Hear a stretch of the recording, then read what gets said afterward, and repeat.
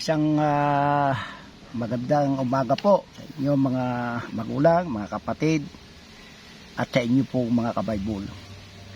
Bago ko po simulan ang aking gustong sabihin, kinukumusta ko po muna ang mga kapatid sa iba't ibang mga bansa na umiksit na sa MCGI ni Soriano. At sa inyo po,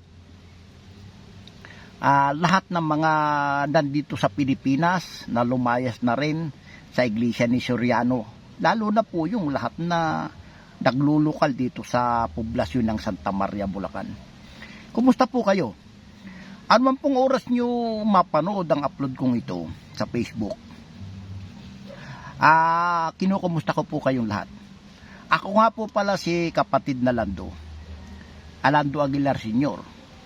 Nakatira po dito sa San Jose Patag, Santa Maria, Bulacan. Na dati po naglulukal ako sa poblasyon ng Santa Maria. Wala po akong balak sana na lumantad at ayoko na po sanang sabihin ang hindi magagandang naging karanasan ko sa MCGI ni Soriano. Pero sa tuwing makikita ko po at mapapanood ang mga ipinopost ng mga tagapagtanggol ni Soriano at ni Daniel Rason, na di umano kami daw po ng mga exiter ay umisit dahil sa kami ay tisod sa abuloy. At ang hindi ko pa matanggap, pinaparatangan pa nila kami na kami daw po ay mga sa demonyo. Ako po mga kapatid, mga magulang, at sa inyo po mga kabaybol, hindi po ako mangangaral. At ako po ay isang hamak na nagbabasa lang po ng Biblia. Isang mahirap, walang sariling lupa na tayuan ng kubo. Ako po ay nakikitanim lang sa mga lupang bakante at hindi pa nagagamit ng may-ari.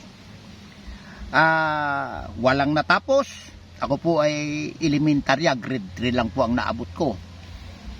Pero sa akin pong karanasan, lalo na po dyan sa nung ako'y nakaanib na sa MCGI ni Soriano, sila po ang tanongin nyo.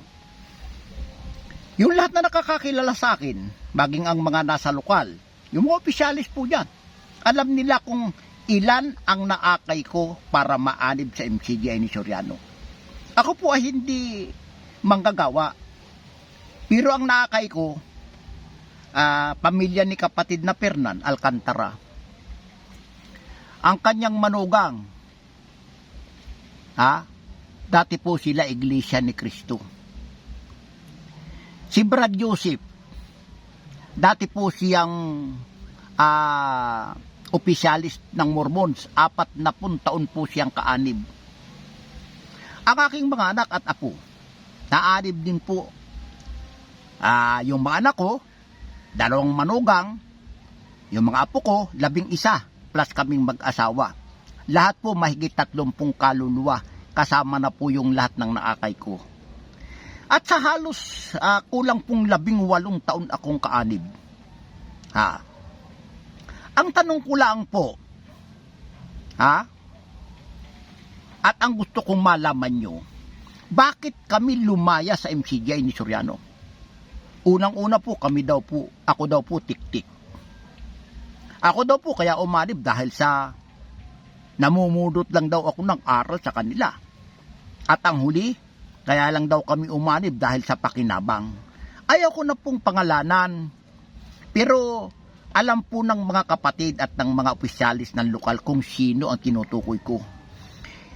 Ang masasabi ko lang po, hindi totoo na ang mga lumaya sa iglesia ni Soriano nag-exit dahil sa tisod sa abuloy. Ako po personally, kaya po ako lumayas. Marami po akong nakitang maling aral na itinuro ni Soriano, na ngayon naman ay pinagpapatuloy ni Daniel Rason. Tanong ko lang po sa lahat na nagsasabi na kaming exiter ay tisod sa abuloy. Ito lang po ang tanong ko. Masama po bang matisod kami sa abuloy? At mali rin po ba kung magdesisyon kami lumaya sa MCGI ni Soriano? Ito ang sagutin nyo, mga depensor ni Soriano at ni Rason. Ang mga abuloyin po bang ikinatisod namin ay pinatutupad ng puno nyo? Nasa Biblia po ba? Mababasa po ba natin? Ang sabi nga po sa lokal, ay tutol daw ako ng tutol, hindi naman daw ako nag-aabuloy. Ang sagot ko po, kaya hindi ako nag-aabuloy, nagbibigay ng abuloy, ay hindi po ako tanga.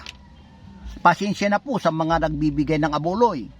Hindi po ang ibig kong sabihin, kayo